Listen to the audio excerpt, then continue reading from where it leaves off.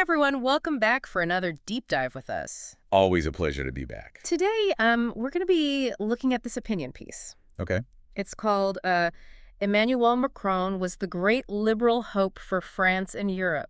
How did it all go so wrong? And I thought this was interesting. You know, back in 2017, Macron was elected. Yeah. It was like the big political... The next big thing. Yeah, everyone was so excited. And Yeah, it really did feel like a whirlwind at the time. yeah. I mean, you had all these major publications, Time, The Economist, the BBC even. They were all calling him, the future of liberalism. Yeah. Some even went as far as to say he was a potential savior of Europe. Oh, wow. There was a lot of hype. A lot of hype. But now, just a few years later, this article paints a completely different picture of Macron. Yeah, I mean, it's almost like watching a political trauma unfold, right? Right. Like, what happened to this golden boy of European politics? That's the big question. So the piece really digs into how Macron went from this, like, symbol of hope to a leader who's facing a political crisis. Yeah. You know, he lost the recent legislative elections. Right. He struggled to even form a government, and he had to turn to the far right for support. Things definitely haven't gone as planned. Not at all. And it's so different from what everyone was expecting.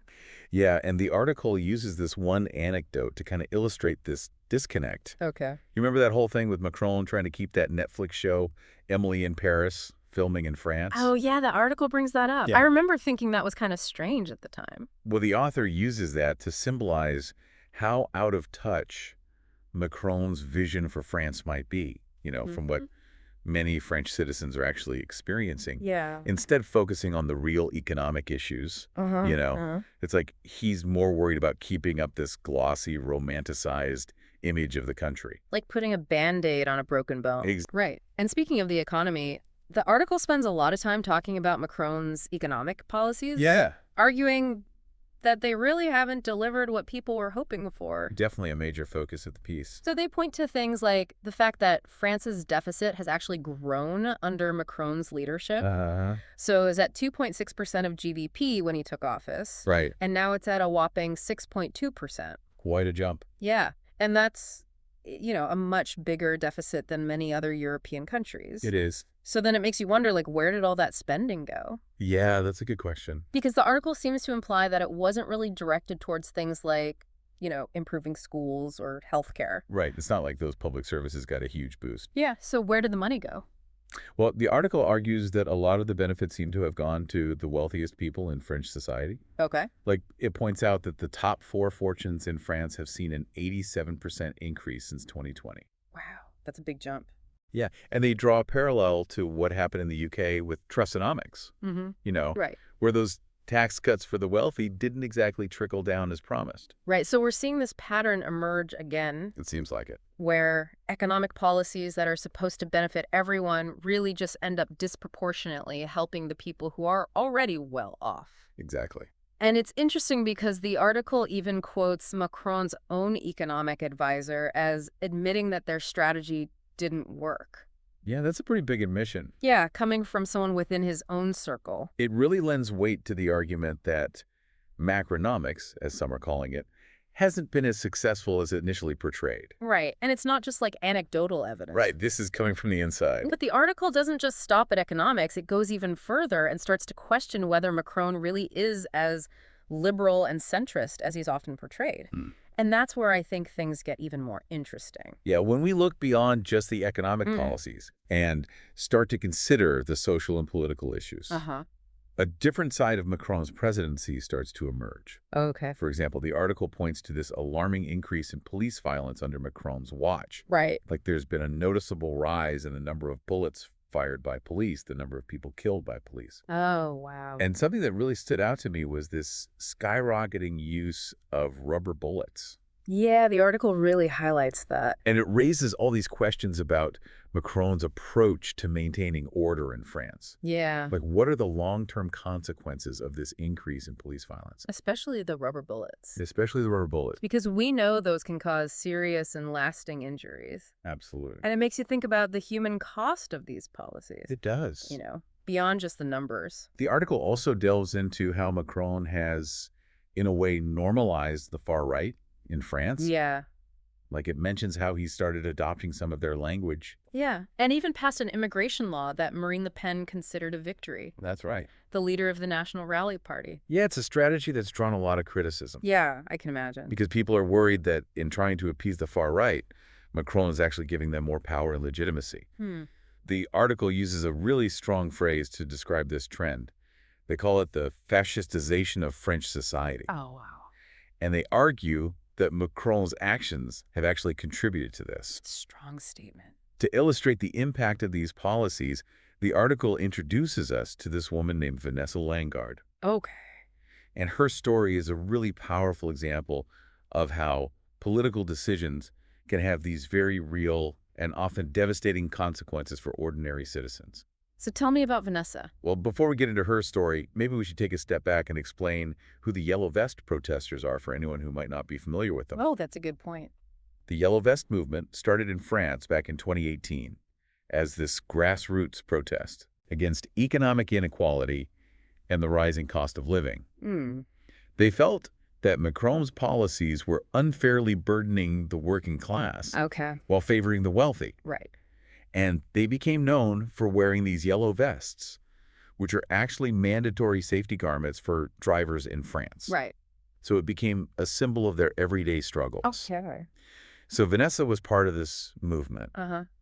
And tragically, she was blinded by a rubber bullet fired by police during a protest in 2018. Oh my gosh. Her story becomes a focal point for the article because it shows how Macron's policies, particularly his approach to law enforcement, have impacted individual lives. It's really heartbreaking. It is. And I think it connects back to what we were talking about earlier about those statistics showing that a lot of French citizens feel like life has gotten harder. Exactly. Because of things like low incomes and rising costs. Right. And then there's that other statistic about the percentage of people who are worried about the impact of upcoming budget cuts. Yeah. They see these issues as a direct result of political choices.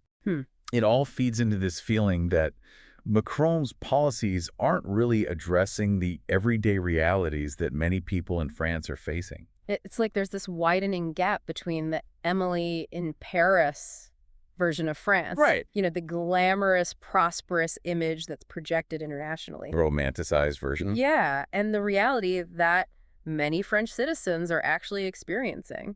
Vanessa's story becomes a really powerful symbol of that disconnect.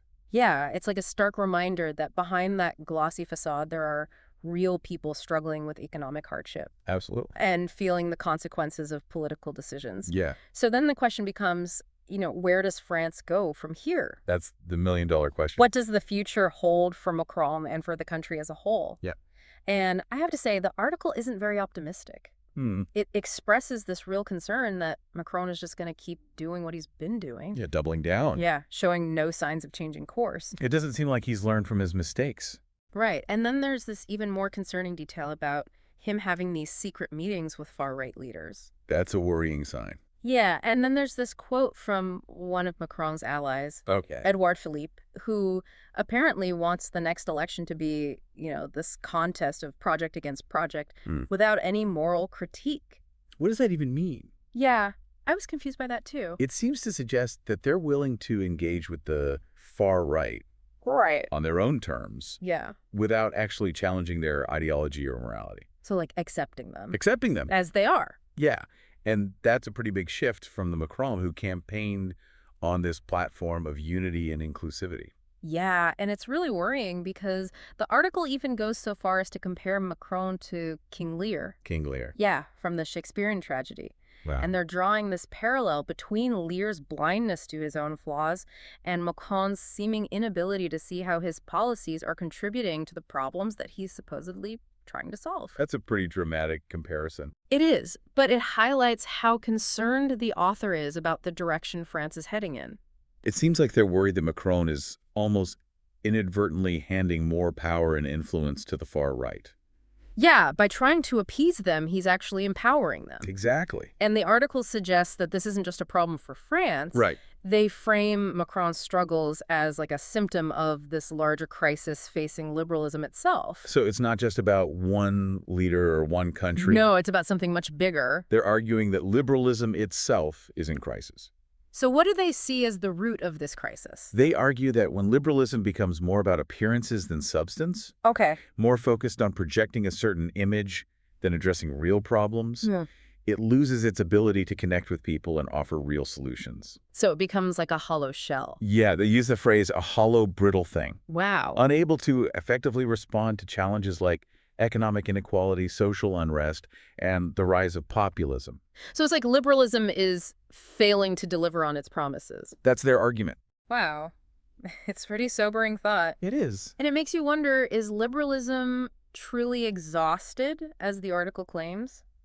It's a big question. And what does that mean for countries like France? Right. And for the future of democracy as a whole?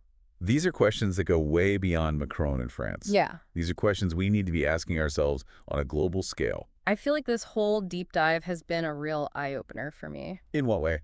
Well, I started out thinking about Macron as this like symbol of hope and progress, but now it's hard to reconcile that image with what I'm reading in this article. It's a reminder that political realities are often much more complex and nuanced than they might seem on the surface. Yeah. And it's a call to look beyond the headlines and engage with the deeper issues at play. So what does all of this mean for us, the listeners? What can we take away from this deep dive into the rise and fall of Macronism? I think it's a reminder to be critical thinkers, to question the narratives that we're presented with, and to really dig deeper into the issues that shape our world. And it's a reminder that even those who are hailed as saviors or symbols of hope are ultimately human. Right. They're capable of making mistakes. Absolutely. And even contributing to the very problems they're trying to solve. The journey of Emmanuel Macron from rising star to embattled leader offers valuable insights into the challenges that democracies around the world are facing. Yeah. It's a story that's still unfolding, Right. and the outcome is uncertain. And on that note, I think we'll leave you with some questions to ponder. Okay. Is the image of France as this romantic, prosperous nation a mirage? What is the reality for many French citizens? Right. And how does it differ from the global perception? Good questions. And can liberalism really offer a genuine alternative to the allure of populism and nationalism? Right. Or is it, as the article suggests, destined to become a relic of the past? Lots to think about. Yeah, a lot to think about. So before the break, we were talking about Vanessa Lengard and her story. Yeah. And how it illustrates the impact of some of Macron's policies on everyday people. Right. The article really goes into detail about her life before the protests that changed everything. Yeah, they paint this picture of someone who was already facing a lot of economic challenges. Right. Like, she was working 2 jobs just to make ends meet Wow. and help take care of her grandmother. It's a situation that a lot of French citizens can relate to. Absolutely, feeling that pressure of, rising costs and wages that just aren't keeping up. Right. And then on top of all of that comes this horrible incident where she's blinded by a rubber bullet during a yellow vest protest. Yeah, it's just tragic. The article highlights the long and difficult process she had to go through to even be recognized as a victim of police violence. Right. It wasn't easy for her to get the support she needed. And it obviously took a toll on her, both physically and emotionally. Sure. And then, on top of the trauma of the incident itself, she's now unable to work because of her injuries. Right. And has to rely on disability benefits. The article uses her story to point to the strain on France's social safety net. Yeah. Especially its healthcare system. Right, a system that's supposed to be there to support people in times of need. Exactly. But it's been struggling in recent years. Underfunded and overwhelmed. Exactly. And it makes you think about those statistics we talked about earlier. Yeah. The ones showing that a majority of French citizens believe that life has gotten more difficult because of low incomes and rising costs. Yeah, and a large percentage of them are also afraid of the impact of upcoming budget cuts. Right. They see these issues as a direct consequence of the government's policies. And it all ties back to this feeling that Macron's policies aren't really addressing the needs of ordinary people. Right. Like there's this disconnect between what he's saying and what people are actually experiencing. It's like that gap between the Emily in Paris version of France, that glamorous, prosperous image. The romanticized version. Yeah, and the reality that many French citizens are facing. Vanessa's story really highlights that. Yeah, it's a reminder that behind that glossy facade, there are real people dealing with real problems. Absolutely. So where does France go from here? That's the big question, isn't it? What's next for Macron? And for the country. And I have to say, the article doesn't paint a very hopeful picture.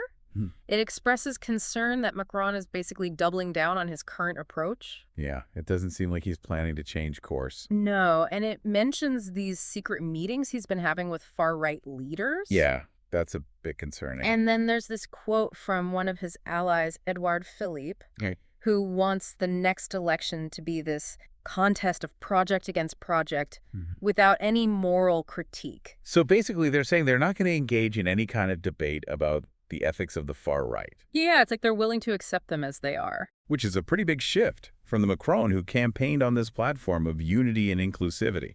Right, and it's worrying because the article compares Macron to King Lear. The Shakespearean tragedy. Yeah, they draw this parallel between Lear's blindness to his own flaws and Macron's inability to see how his own policies are contributing to the problems he's trying to solve. It's a pretty dramatic comparison. It is, but it emphasizes how concerned the author is about the future of France. Like they're worried that Macron's actually strengthening the far right.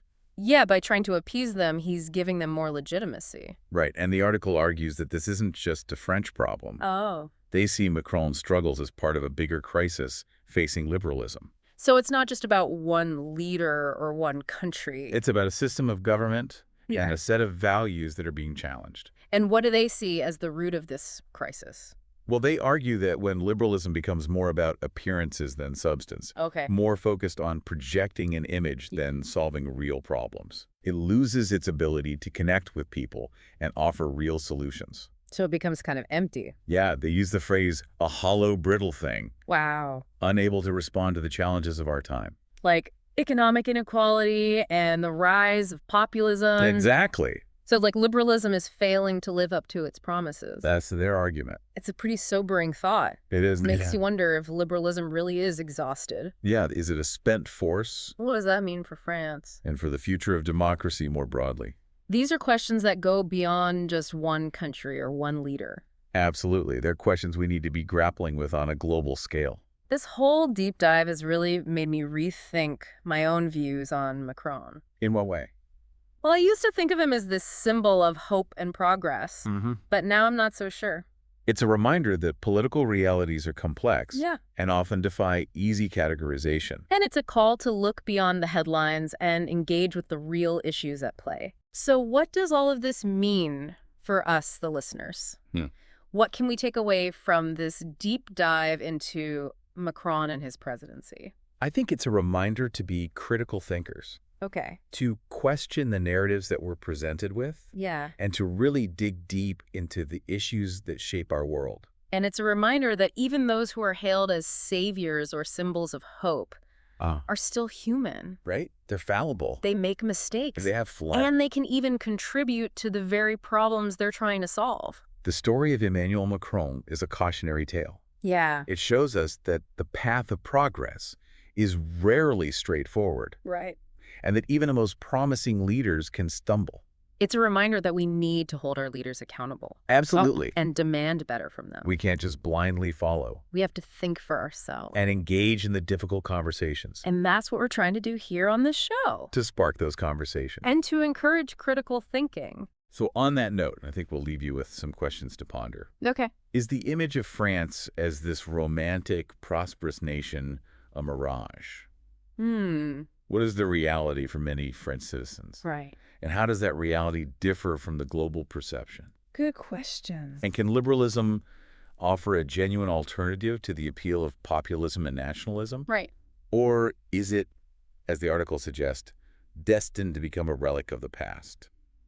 Lots to think about. A lot to think about. It really is a lot to think about. Yeah, a lot to unpack. And I think, one of the things that really stuck with me was how the article connected those broader political trends to this very personal story. Right, bringing it back to the human element. Yeah, the story of Vanessa Langard. Yeah, her experience really puts a face on these complex issues. Right. It's easy to get lost in the abstract when we talk about things like, economic policy or political ideology. But her story reminds us that there are real people whose lives are being directly impacted by these decisions that are being made, in the halls of power. It's a good reminder that these aren't just abstract concepts. Right. These are things that affect real people in very real ways. And it makes you question whether those decisions are really effective. Right. Like if someone like Vanessa, who was working hard to support herself and her family, can have her life so drastically altered by a rubber bullet fired during a protest. It raises serious concerns about the use of force and the state of democracy.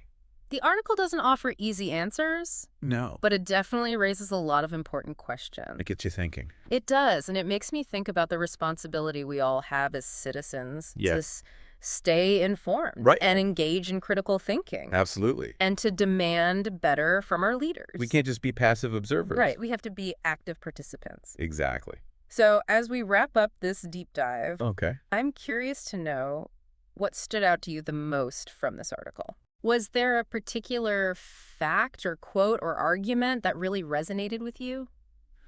You know, for me, it was that comparison of Macron to King Lear. Oh, yeah. I thought that was really powerful. It's a pretty dramatic comparison. It is, but I think it really captures the tragedy of a leader who, despite maybe having good intentions, ultimately contributes to his own downfall. Right. And the unraveling of the very system he's trying to uphold. It's a cautionary tale. It is. It reminds us that power without wisdom and compassion Yeah. can lead to some pretty disastrous consequences. And it underscores the importance of critical thinking. Right. Of questioning assumptions and of holding our leaders accountable for their actions. Yeah, we can't just rely on charisma or promises. No, we need substance, transparency, and a genuine commitment to serving the needs of the people. Well said. I think this deep dive has given us all a lot to think about. I hope so. It's challenged our perceptions, raised some tough questions, and hopefully inspired us to engage more deeply with the complexities of our world. I think that's the goal. So I want to encourage all of you listening to keep